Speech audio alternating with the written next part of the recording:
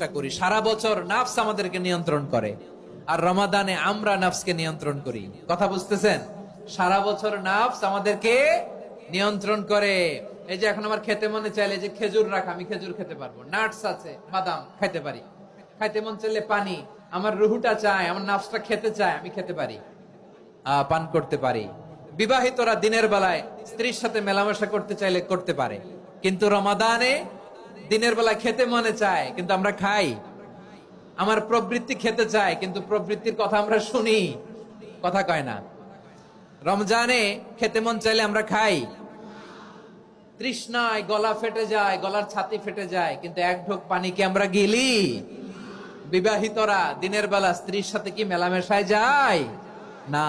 তার মানে সারা বছর নফস আমাদেরকে নিয়ন্ত্রণ করে, আর রমাদানে নফসের উপর আমরা নিয়ন্ত্রণ প্রতিষ্ঠা করি। নফসের লাগাম আমরা রমাদানে টেনে ধরে, চিল্লায় বলেন ঠিক কিনা?